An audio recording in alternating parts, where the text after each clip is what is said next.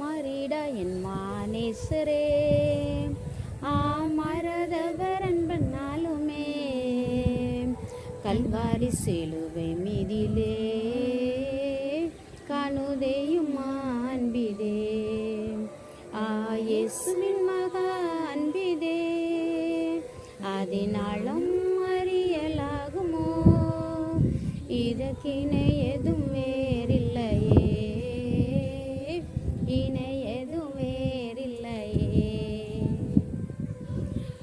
கர்த்தருக்கு ஸ்தோத்திரம். பிரியமானவர்களே, இன்று தியானத்துக்கு எடுத்துக்கொண்ட வேதவசனம் 2 ராஜாக்கள் 7ஆம் அதிகாரம். அதில் முதல் வசனத்தில் நம்ம பார்த்தோம்னா கர்த்தருடைய வார்த்தை எலீசாவுக்கு உண்டானது. அப்போது எங்கள் அண்ணன் என்ன நடக்குன்னா, சமாரியாவில் பயங்கரமான ஒரு பஞ்சம். சீரியர்கள் அதை சுற்றி பாளையமிட்டிருக்காங்க. அப்போது சமாரியா பட்டணத்துலேருந்து யாரும் வெளியில் போகலை. அங்கே வந்து பயங்கர பஞ்சமாக இருக்குது. அப்போ எலிசா சொல்கிறாங்க, நாளைக்கு வந்து இந்த நேரத்தில் இந்த பஞ்சம் மாறும். அப்போ ஏன்னா அதுக்கு என்ன அடையலைன்னா, ஒரு மரக்கால் கோதுமை 1 சேக்கலுக்கும் 2 மரக்கால் வார் கோதுமை 1 சேக்கலுக்கும் விற்கப்படும்னு கர்த்தருடைய வார்த்தையை எலிசா சொல்கிறாங்க. ஆனால் அதை வந்து ராஜாவுக்கு கைலாக்கு கொடுக்குற ராஜாவுடைய பிரதானி அதை வந்து அவன் நம்பலை. அவர்னு சொல்லுவா, கர்த்தர் வானத்தின் பலகனியை திறந்தாலோ இப்படி நடக்குமா அப்படிங்காங்க. அவன் அவிவிஸ்வாசம். அவங்க வந்து அதை கர்த்தருடைய வார்த்தையை நம்பலை. அப்போ என்ன சொல்கிறாங்க, எலிசா நீ பார்ப்ப, கர்த்தர் சொன்ன அதிசயம் நடக்கும், அந்த அதிசயத்தை நீ பார்ப்ப, ஆனால் நீ அதில் சாப்பிட மாட்டா அப்படின்னு சொல்கிறாங்க. அப்போ கர்த்தர் என்ன வார்த்தை சொன்னாலும் முதல்ல நம்ம வந்து கர்த்தரை நம்பணும். ஏன்னா இயற்கைக்கு அப்பாற்பட்டவர் நம் தேவன். அவரால் செய்யக்கூடாத காரியம் ஒன்றுமே இல்லை. நிச்சயமாக அவர் சொன்ன காரியத்தை செய்து முடிக்க வல்லமையுள்ள உள்ள தேவனாக இருக்கிறார். ஆனால் இங்கே அந்த ராஜாவுடைய பிரதானி அதை நம்பலை.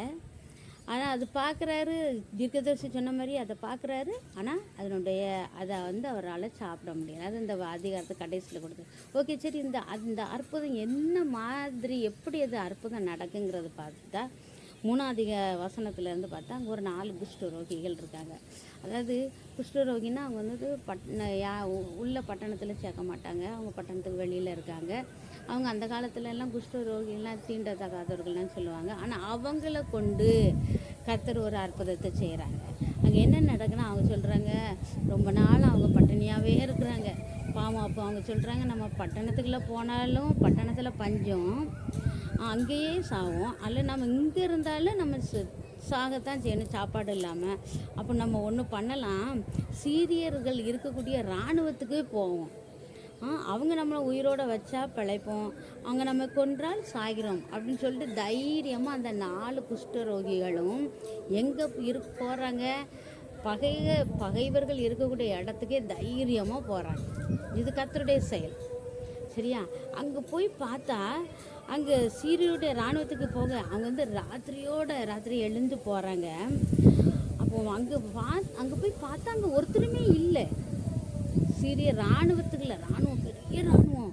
ஆனால் இவங்க போய் பார்த்தா அங்கே ஒரு இராணுவத்தில் ஒருத்தருமே இல்லை. என்ன நடந்துச்சு?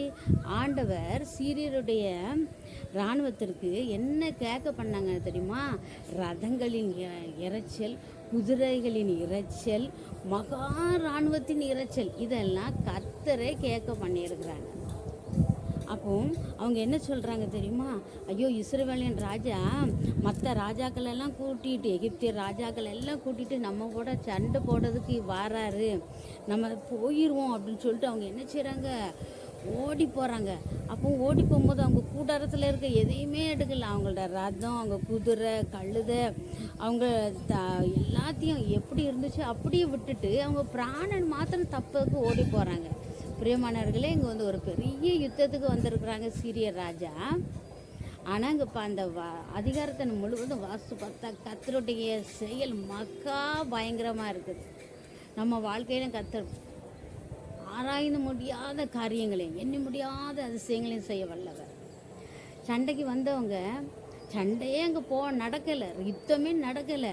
ஆனால் அவங்களுக்கு சத்தம் கேட்குது, ஐயோ பெரிய இராணுவத்தின் இறைச்சல் நம்ம கூட சண்டை போட வராங்கன்னு வந்தவங்க திரும்ப என்ன செய்கிறாங்க, பயந்தடிச்சு ஓடி போகிறாங்க. அதுவும் ஓடி போகிறப்போ அவங்களோட உடைமைகள் எல்லாம் அங்கே விட்டுட்டே போகிறாங்க. ஜீவன் மாத்திரம் தப்புனா போதும், பிராணன் தப்ப என்ன செய்கிறாங்க, அவங்க ஓடி போகிறாங்க. அப்போ இங்கே 4 குஷ்டரோகிகள் இங்கே வந்தபோது கூட்டாரத்துக்குள்ள அவங்க உள்ளே வராங்க. அங்கே சாப்பாடு இருக்குது, சாப்பிட்றாங்க. அவங்க சாப்பிட்டுட்டு அங்கே இருக்கிறது எல்லாம் சாப்பிட்றாங்க, குடிக்கிறாங்க. அங்கே இருக்கிற வெள்ளியையும் பொன்னியும் வஸ்திரத்தையும் எடுத்துக்கூட ஒழித்து வைக்காங்க. அப்போ அந்த கூட்டாரத்துக்குள்ள என்னெல்லாம் இருக்காங்க, வெள்ளி பொண்ணெல்லாம் கொண்டு வந்துருக்குறாங்களாம். அப்போ அதெல்லாம் என்ன செஞ்சாங்க, இதெல்லாம் நமக்கு வேணும்னு சொல்லிட்டு எடுத்துகிட்டு போய் ஒழிச்சு வைக்காங்க. அடுத்த கூட்டாரத்துக்கு போகிறாங்க, அங்கேயும் அப்படி செய்கிறாங்க. ஆனால் அப்புறம் வந்து யோசிக்காங்க, நம்ம செய்கிறது சரியில்லை.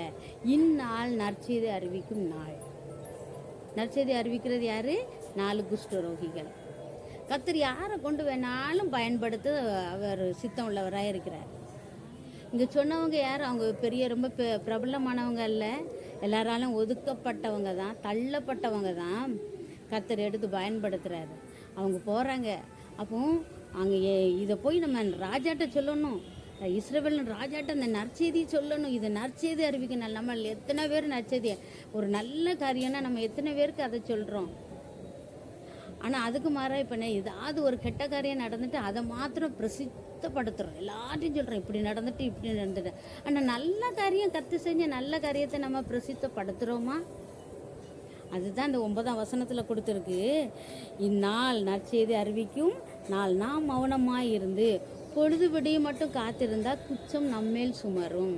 அப்போ நல் செய்தியை சொல்ல வேண்டியது, கர்த்தர் நமக்கு செய்த நன்மைகளை நற்செய்தியாக சொல்கிறது நம்மளுடைய கடமை. நம்ம மௌனமாக இருக்கக்கூடாது. நம்ம ஒவ்வொருத்தருடைய வாழ்க்கையிலும், இந்த செய்தி கேட்குற நீங்கள் ஒவ்வொருத்தர் வாழ்க்கையிலும் கர்த்தர் அநேக நல்ல காரியங்கள், ஆசீர்வாதங்கள் உங்களுக்கு செஞ்சுருக்கலாம். கர்த்தர் செய்த காரியத்தை கர்த்தர் நாம மகிமைப்பட நம்ம சொல்லணும், மௌனமாக இருக்கக்கூடாதுன்னு வேதம் சொல்லுது. அப்போ இங்கே என்ன பண்ணுறாங்க, அவங்க போகிறாங்க இஸ்ரவேல் ராஜாவுக்கு அங்கே பட்டணத்து வாசல் காவலான நோக்கி கூப்பிட்டு சொல்கிறாங்க, நாங்கள் சீரியரும் பாளையத்துக்கு போய்ட்டு வந்தோம், அந்த இராணுவத்துக்குள்ளே போய் பார்த்துட்டு வந்தோம், அங்கே ஒருத்தரும் இல்லை, ஒரு மனுஷரும் இல்லை. அந்த குதிரை, அங்கே கட்டியிருக்கிற கழுதை, கூடாரம் எல்லாமே இருந்த மாதிரி இருக்குது, ஆனால் ஆட்கள் ஒருத்தரும் இல்லை. அப்போ இதை வந்து இந்த காவலாளி மற்றவன்ட்டு சொல்லி இந்த செய்தி ராஜாவுக்கு போய் சேருது. ஆனால் ராஜா கூட இங்கே அதை நம்பலை. ராஜா என்ன சொல்கிறாரு, மற்றவங்களெல்லாம் பார்த்துட்டு, அந்த சீரிய ராஜா நம்ம உயிரோடு பிடிக்கிறதுக்கு அவன் பிளான் பண்ணியிருக்கான். நம்ம வந்து பட்டணத்துக்கு வெளியில் போய் அவங்க இருப்பாங்க, நம்ம போனால் நம்ம உயிரோட பிடிக்கலான்ட்டு அந்த ராஜா கூட அதை நம்பலை. பார்த்துக்க கர்த்தருடைய செயலை. ஆனால் முந்தின நாள் சொல்லியிருக்கிறாங்க தீர்க்கதரிசி, நாளைக்கு அற்புதம் நடக்கும், ஆமாம் பஞ்சம் மாறும்னு சொல்லியிருக்காங்க. ஆனால் நம்பலை. ஆனால் இங்கே கர்த்தருடைய செயலை பாருங்கள். அப்போ உடனே சொல்கிறாங்க, நம்மகிட்ட மிச்சம் இருக்கிறது 5 குதிரை தான். இவ்வளோ பரிதமான பயங்கரமான பஞ்சம், 5 குதிரை தான் ராஜாட்ட இருக்கான். அதில் 2 குதிரையை கொண்டுட்டு போய் நீங்கள் போய் பார்த்துட்டு வாங்கன்ட்டு 2 காவலாளி அனுப்புகிறாங்க. அப்போ 2 குதிரை வீரர்கள் போகிறாங்க. சிறியர்கள் யோர்தான் மட்டும் அவங்கள துரத்திட்டு போகிறாங்க. அவங்க வழிநடுக எல்லாம் அவங்க தட்டுமுட்டுகள், அதாவது அவங்கள்ட்ட என்னென்ன பொருட்கள் இருந்தது அவ்வளோத்தையும் வீசிட்டு ஓடுறாங்களாம். அப்போ திரும்ப வந்து இவங்க சொல்கிறாங்க ராஜாட்ட, உண்மையிலே இது அந்த மாதிரி தான் நடந்திருக்கு, அவங்க பயந்தடிச்சு ஓடுறாங்கன்ட்டு. அப்போ இவங்க எல்லாரும் போய் அங்கே போய் அவங்கள்ட்ட இருந்த எல்லா தானியங்கள், அவங்கள்ட்ட சாப்பாடு, வெள்ளி பொண்ணு, குதிரை, கழுதை எல்லாம் வச்சு இவங்க வந்து எடுத்துக்கொள்கிறாங்க. எவ்வளோ ஒரு யுத்தமும் நடக்கலை பிரியமானவர்கள். இந்த அதிகாரத்தை நீங்கள் யோசித்து ஆராய்ந்து பார்த்தா கர்த்தர் பயங்கர பராக்கிரமசாலியாக இருக்கிறார். கர்த்தர் தம்முடைய பிள்ளைகளுக்காக எதையும் செய்கிற வல்லமையுள்ள தேவனாக இருக்கிறார். ஒன்று மாத்திரம், அவர் மாத்திரம் நம்ம விசுவாசிக்கணும், நம்பணும். தேவரீ சகலத்தையும் செய்ய வல்லமையுள்ள தேவனாக இருக்கிறேன் என்பதை நம்ம நம்பணும். அது அந்த மறுநாளில் அவங்க எலிசா தீர்க்கதரிசி சொன்னது போலவே 2 மரக்கால் வார்கோதுமை 1 சேக்கலுக்கும், 1 மரக்கால் வார்கோதுமை 1 சேக்கலுக்கும் நாளையில் விற்கும்னு என்று தேவனுடைய மனுஷன் சொன்ன மாதிரியே நடந்துச்சு. இதை அந்த ராஜாவோட பிரதானி பார்த்தான். ஆனால் ஜனக்கூட்டம் அவனை நெருக்கி மிதிச்சு, ஏன்னா ஜனங்கள் எல்லாம் வராங்க, அவ்வளோ நாள் அவங்க பட்டினியாக இருந்திருக்காங்க, பஞ்சத்தில் இருந்திருக்காங்க, தானியம் வாங்க எல்லாரும் முந்தி வர்றாங்க. வரும்போது ஜனக்கூட்டத்தில் அவங்க எல்லாரும் அவனை மிதித்து போட்டதுனால அவன் செத்து போயிட்டான். ஆனால் பார்த்தான், ஆசீர்வாதத்தை பார்த்தான், ஆனால் அதை அனுபவிக்க முடியலை. காரணம் அவனுடைய அவிவிசுவாசம், அவனுக்கு கர்த்தருடைய வார்த்தையை நம்பாததுனால. தீர்க்கதரிசி சொன்னது போலவே நடந்துச்சு. ஆசீர்வாதத்தை பார்த்தாரு, ஆனால் சாப்பிடல. பிரியமானவர்கள், இன்னைக்கு என்ன காரியம், என்ன யுத்தம் உங்களுக்கு விரோதமாக நடக்குது? அது பிசாசனுடைய யுத்தமாக இருக்கலாம், மனுஷனுடைய யுத்தமாக இருக்கலாம், வியாதியாக இருக்கலாம், பஞ்சமோ பட்டி என்னதான் யுத்தமாக இருந்தாலும் வசனம் சொல்லுது, நீங்கள் சும்மா இருப்பீர்கள், கர்த்தர் உங்களுக்காக யுத்தம் செய்வார். ஆண்டவர் தான் இந்த இடத்துல இது. அவங்க இஸ்ரவேல் ராஜா எந்த ராஜாவும் கூட்டிட்டு யுத்தத்துக்கு போகவே இல்லை. கர்த்தர் யுத்தத்தை செய்கிறாரு. இருந்த ஜனங்களுக்கு சத்தத்தை கேட்க பண்ணுறாரு, இறைச்சலை கேட்க பண்ணுறாங்க, இராணுவங்கள் இறைச்சலை கேட்க பண்ணுறாங்க, அவங்க இருதயத்தை கலங்க பண்ணுறாங்க. தைரியமாக சண்டை போட வந்தவன் பயந்தடித்து ஓடி போகிறான். அவங்க கொண்டு வந்த உடைமைகள் எல்லாம் இவங்க பங்கிட்டு கொள்கிறாங்க, எடுத்துக்கொள்ளுதாங்க. எவ்வளோ அற்புதமான காரியம்! இந்த நம்ம வாழ்க்கையில் நடக்கிற எல்லா போராட்டம், பிரச்சனை, யுத்தம் எல்லாவற்றையும் கர்த்தர் நமக்கு முன்னால் நின்று செய்வார். கர்த்தர் பயங்கர பராக்கிரமசாலியே நம்மளோடு கூட இருந்து பெரிய காரியம் செய்வார். கர்த்தருடைய பிள்ளைக்கு ஒருபோதும் வெட்கப்பட்டு போனதே இல்லை. கர்த்தர் பெரிய காரியங்களை நம்ம வாழ்க்கையில் செய்ய வல்லமுள்ள தேவனாக இருக்கிறார். விசுவாசிப்போம், இந்த ஆசீர்வாதத்தை நாமளும் சுதந்திரித்துக் கொள்வோம். தேவன் தான். Praise Lord. यीशु मसीह आपका आशीष करे। हम अभी कुछ वचन देखेंगे, उसके पहले प्रार्थना करेंगे। धन्यवाद परमेश्वर, धन्यवाद। वचन को आशीर्वाद कीजिए, सुनने वाले को आशीर्वाद लाने के लिए आप मदद कीजिए, छुपा कर प्रकट कीजिए, यीशु मसीह के नाम से आमीन। दूसरे राजा को किताब में 6वां अध्याय वर्स 24 उसमें लिखा है सोमरोन की घेराबंदी।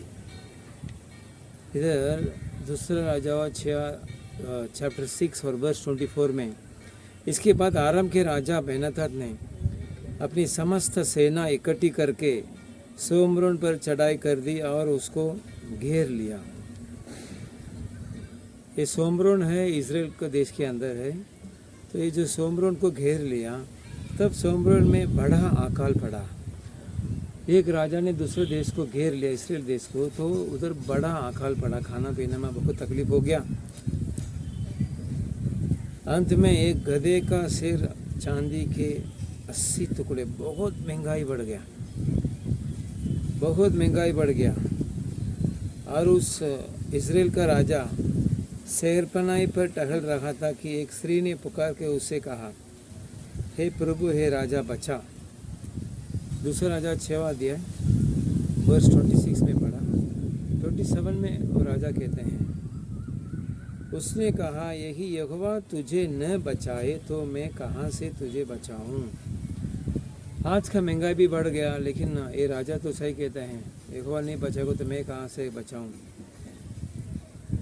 फिर राजा ने उससे पूछा, तुझे क्या हुआ? उसने उत्तर दिया, इस स्त्री ने मुझसे कहा था, मुझे अपना बेटा दे कि हम आज उसे खा ले, फिर कल मैं अपने बेटा दूंगी और हम उसे भी खाएंगे। इतना अकाल हो गया, अपने बच्चे को ये लोग खा रहे हैं। बाइबल में बहुत सारे चीज़ हम देखेंगे, बहुत अद्भुत चीज़ है, हम विश्वास भी नहीं कर सकते हैं, हम ग्रहण भी नहीं कर सकते, वैसा चीज़ हुआ है। इधर इतना अकाल हुआ, खाने पीने का तकलीफ हो गया, अपने बच्चों के लोग खा रहे हैं, इतना बड़ा तकलीफ हो गया। तो तब ये इस 6वां अध्याय में ये राजा है, परमेश्वर को ज़्यादा भरोसा नहीं करने वाला है। लेकिन उस देश में एलिसा कर परमेश्वर की प्रजा है, परमेश्वर का सेवक है। एलिसा कहता है 7वां अध्याय में, दूसरा राजा का किताब 7वां अध्याय में एलिसा ऐसा कहता है, तब एलिसा ने कहा, यहोवा का वचन सुनो। यहोवा ये कहते हैं, कल इसी समय सोमरोन के फाटक में सहा भर मैदा 1 शेकेल में और 2 सहा जो भी 1 शेकेल में बिकेगी। बहुत सस्ता हो जाएगा कल यही समय में। इस परमेश्वर को सेवा कहते हैं, आज बहुत सारे खाना पीने में तकलीफ है, अकाल है, लेकिन कल क्या होगा, बहुत सस्ता हो जाएगा।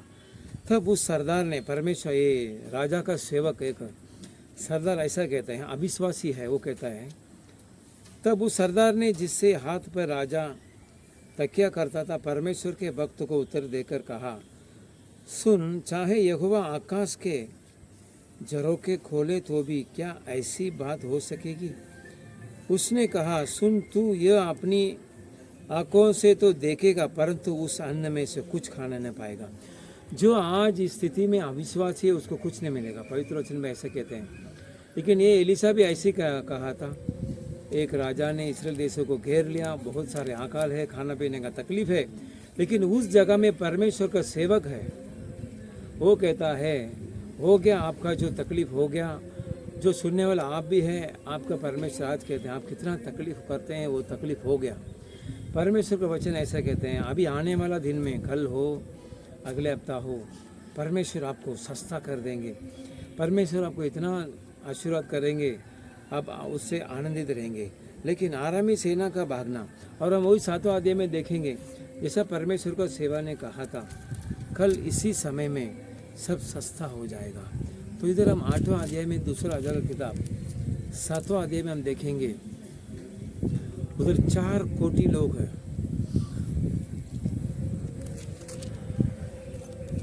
4 कोटि, दूसरा राजा का किताब चैप्टर 7 तीसरा वचन ऐसा कहते हैं, 4 कोटि फाटक के बाहर थे वे आपस में। देखो ये कोटि की वजह से परमेश्वर कितना आशीर्वाद देते हैं। ये कोटि कुष्ठ रोग क्या कहते हैं, हम में कहने लगे, हम क्यों यहाँ बैठे बैठे मर जाए। इस कुष्ठ रोग यानी कोटि को भी खाना पीने की तकलीफ हो गया, क्योंकि चुना करार में ये सब कोटि लोग देश के अंदर आने के लिए मना है। वो लोग यानी घाव का बाहर ही रहते हैं, तो ये लोग को भी खाना का तकलीफ हो गया। और ये लोग कहते हैं, यह हम कहें नगर में जाएं तो वहाँ मर जाएंगे, क्योंकि वहाँ अकाल पड़ा है, और यदि हम यहाँ बैठे रहें तो भी मर ही जाएंगे। इसलिए आओ हम आराम की सेना में पकड़े जाएं, यदि वे हमको जिलाए रखे तो हम जीवन रहेंगे, और यदि वे हमको मार डाले तो भी हमको मरना ही है। ये लोग कहते हैं, वो जो घेर लिया वो देश का सेवक, जो इस्राएल देश को जो सेना ने घेर लिया, उस सेना का पास ये लोग जाते हैं। ये लोग कहते हैं हम उधर जाएंगे तो भी हमको वो लोग मारेगा तो भी चले, क्योंकि इधर भी खाना पीना तकलीफ हो गया। इसका अर्थ क्या है, ये कोटि लोग अच्छे काम करते हैं, डेयरिंग बाज करते हैं। इस कोटि लोग कहते हैं हम उधर जाके कुछ यानी आज खाना पीना नहीं तो बैठे बैठे रहने कुछ भी लाभ नहीं है, कुछ भी करना चाहिए। अब ये खोटी लोग कहते हैं हमको खाना पीना नहीं है, लेकिन हम सामने वाले यानी हमारा जो विरोधी है, विरोधी को सेना में हम जाएंगे। हमारा इस देश में विरोधी है, एक ही है, वो शैतान है, आलसी है, झूठी है, बैठे बैठे रहेंगे वो लोग सब हमारा विरोधी है। हम सुस्ती रहेंगे तो वही हमारा विरोधी है। हमारा जो काम है, हम हर रोज़ हमारा जो काम धंधा है हम करके करेंगे, हमारा छोटा मोटा काम है हम करेंगे, उसमें परमेश्वर हमको आशीर्वाद करेंगे। अब ये कोटि लोग क्या करते हैं, तब वे सांझ को आराम की छावनी में जाने को चले, और आराम की छावनी के छोर पर पहुंचकर क्या देखा कि वहाँ कोई नहीं है। जो इसराइल का विरोधी है, जो इसराइल देश को घेर लिया, वो लोग उधर कोई भी नहीं, वो लोग सब भाग गया, क्योंकि उसको सबको परमेश्वर ने भगा दिया। इसराइल को प्रजा ने युद्ध नहीं किया, उन लोगों के लिए परमेश्वर ने युद्ध किया। परमेश्वर ने युद्ध किया, तो जो इसराइल को विरोधी हैं, जो परमेश्वर को जो विश्वास करते हैं उनको विरोधी हैं।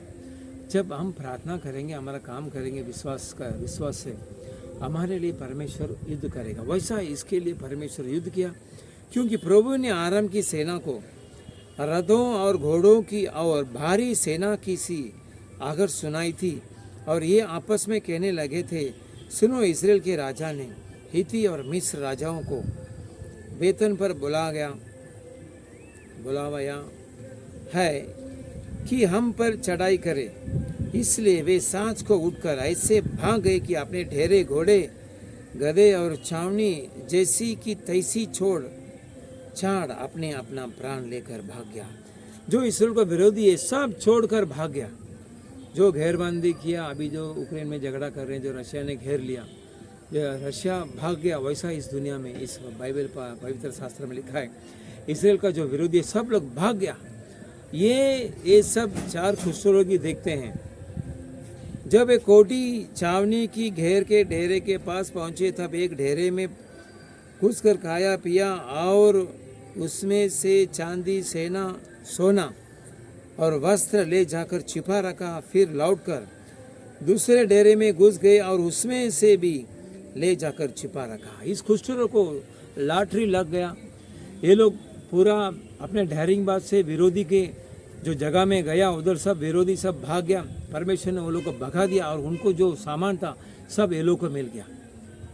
इसका अर्थ ये है हमारा जो विरोधी है डेराबंदी किया है, हम लोग डरना नहीं चाहिए, हम विश्वास से रहना चाहिए। परमेश्वर के ओर से हम विश्वासी होना चाहिए। जैसे कुष्ठ रोगी है, ये कोटी है, इसको कोई भी नहीं ध्यान में नहीं रखता है, लेकिन ये कोटी की वजह से परमेश्वर इधर अद्भुत काम किया। तो हम तो अच्छा तंदुरुस्त रहने वाले हैं, हम कितना काम करना चाहिए परमेश्वर के लिए। इस कोटी लोग ऐसे कहते हैं, वही दूसरे राजाओं का किताब 7वां अध्याय में 9वां वचन में, तब वे आपस में कहने लगे जो हम कर रहे हैं वह अच्छा काम नहीं है, यह आनंद के समाचार का दिन है, परंतु हम किसी को नहीं बताते। जो हम पे फटने तक ठहरे रहे तो हमको दंड मिलेगा। इसलिए अब आओ हम राजा के घराने के पास जाकर ये बात बतला दे। जो आज जो धंधे सब काम कर रहे हैं, धंधा बिजनेस अच्छा है, काम अच्छा है, तो अपने अपने परिवार को देखेंगे। ये कोटी भी सोचता तो अच्छा रहता था, हमको ये देश वालों ने प्रेम नहीं किया, शहर में नहीं छोड़ा, हम इसको क्यों अच्छा काम करना चाहिए, ऐसा कोटी भी सोच सकता था। लेकिन ये लोग ऐसा नहीं बोला। ये जो 4 कोटी था, ये लोग को सामान अच्छा मिला, खाना पीना मिला, 4 कोटी। लेकिन ये लोग ऐसा कहते हैं 9वां वचन में, तब वे आपस में कहने लगे जो हम कर रहे हैं वे अच्छा काम नहीं है, ये आनंद के समाचार का दिन है। आज आनंद का समाचार बोलना का जरूरी है। परमेश्वर के बारे में आनंद का समाचार ये है, परमेश्वर यीशु मसीह को विश्वास कीजिए, इस संसार में आप अच्छे रहेंगे और इस दुनिया का बाद और एक दुनिया उधर भी आप अच्छे रहेंगे, नरक में नहीं जाएंगे। ऐसा ये कोटी ने बताया। उधर खाना पीना अच्छा है, राजा को पास बताया। जो हमारा विरोधी सेना है भाग गया, आप आके देखो कि कोटी की वजह से उस देश में सस्ता हो गया। इस अध्याय में हम लास्ट में हम देखेंगे तो अंत उसके साथ ठीक वैसा ही हुआ। अतएव वे फाटक में लोगों ने पांवों के नीचे दबकर मार गया। वो जो इंसान अविश्वासी था वो मर गया। तो इस संसार में अविश्वासी को आशीर्वाद नहीं कर इस वचन कहते हैं, विश्वासी हो जाइए, परमेश्वर का भरोसा कीजिए। कोटी ने अपने काम किया, सुख समाचार बताया, राजा को जाके बताया, विरोधी सेना भाग गया। आप आओ जाको देखो, इधर सब भूखा मर रहे हैं। तो राजा का सेना ने आके देखा तो विरोधी सब भाग गया और वो लोग का जो बचा हुआ था सब लोग इसराइल ने लिया और सब लोग खाया और आनंदित हो गया। आप ये वचन आपसे परमेश्वर कहते हैं सुख संदेश बताइए। कोटी ने बताया, अपने बीमारी वालों ने बताया, आप और मैं तंदुरुस्त है, यीशु मसीह के बारे में बताना चाहिए। हमें आनंद, परमेश्वर हमको आनंद देते हैं, आशीर्वाद देते हैं। वो हमारे लिए सिर्फ नहीं है, दूसरों के लिए भी है। जो कोई यीशु मसीह को नहीं विश्वास करते वो लोगों के लिए भी है। आप समाचार बताइए, परमेश्वर आपको आशीष करेंगे। जो आपके विरोध है आप बैठ कर प्रार्थना कीजिए, विश्वास कीजिए, आपके लिए परमेश्वर युद्ध करेंगे। यही आज का वचन है, परमेश्वर आशीष करेंगे, हम प्रार्थना करेंगे। धन्यवाद परमेश्वर, धन्यवाद। एक कोटी ने सुख संदेश बताया, उस देश के लिए आशीर्वाद आया। सुनने वाले भी सुख संदेश बताने के लिए कृपा कीजिए। जो लोग को ये लोग ने सुख संदेश बताएंगे वो लोग आशीर्वाद पाएंगे परमेश्वर। अभी सुनने वालों को बीमारी, उदास, बोझ सब दूर कीजिए, आशीष कीजिए। यीशु मसीह के नाम से आमीन।